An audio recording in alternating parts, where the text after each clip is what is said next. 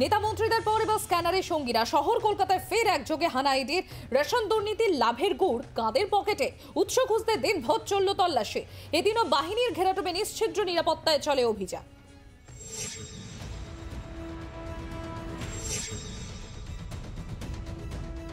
মাঝে দুদিনের সপ্তাহান্তের ছুটি, কাজের দিন পড়তেই রেশন দুর্নীতিতে ফের তেরেফুরে মাঠে নামল এনফোর্সমেন্ট ডিরেক্টরেট।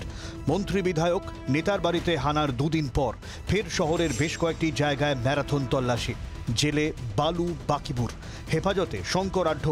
কিন্তু দুর্নীতির সহযোগী কারা, দুর্নীতির লাভের গুড় কাদের পকেটে, কারা সুবিধাভোগী, তার খোঁজেই ম্যারাথন তল্লাশি এনফোর্সমেন্ট ডিরেক্টরেটের।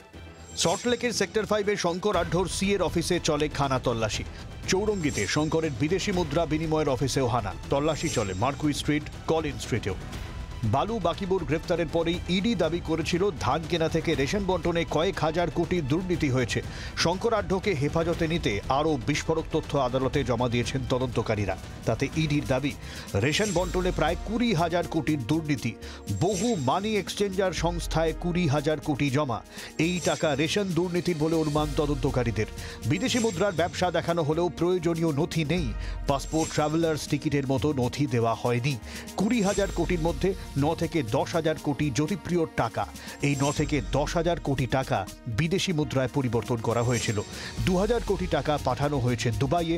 বাংলাদেশ ঘুরে বা সরাসরি দুবাইয়ে গিয়েছে 2,000 কোটি। হাওয়ালা বা অন্য কোনো মাধ্যমে পাঠানো হয়েছে বলে অনুমান ইডির। এই তথ্যের খোঁজেই চলে ইডির অভিযান। আর এই নিয়ে এদিনও রাজনৈতিক তরজা। তৃণমূলকে কটাক্ষে বিঁধেছে পদ্মশিবির, পাল্টা জবাব শাসক দলের।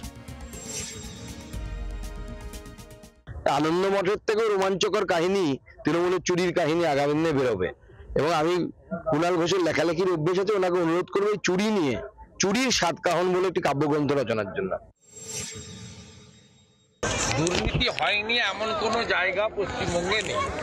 রেশনের চাল গমে যারা দুর্নীতি করে তারা কতটা নিম্ন মানসিকতার, নিম্ন রুচি, এর বাইরে তো বলার কিছু নেই, মানুষ জানে। এই অনির্দিষ্টকালীন গল্প না চালিয়ে তাদের তদন্তটি ঠিক কী অবস্থায় এবং সত্যি আদৌ সে গল্পে কোনো সারবত্তা আছে কিনা সেটা যত তাড়াতাড়ি সম্ভব কোর্টে প্রমাণ করা দরকার। শুক্রবার অভিযানেই নজিরবিহীন নিরাপত্তার ঘেরাটোপে ইডি অভিযানের ছবি দেখেছিল বাংলা। সোমবার ঠিকানা পাল্টালেও সেই ছবিতে বদল নেই। এদিনও ঢাল, হেলমেট, ফাইবার লাঠি নিয়ে বর্মপুরে ইডি আধিকারিকদের নিরাপত্তা দিয়েছে কেন্দ্রীয় বাহিনী। ব্যুরো রিপোর্ট, জি 24 ঘন্টা। বাংলার আওয়াজ, বাঙালির আবেগ, জি 24 ঘন্টা।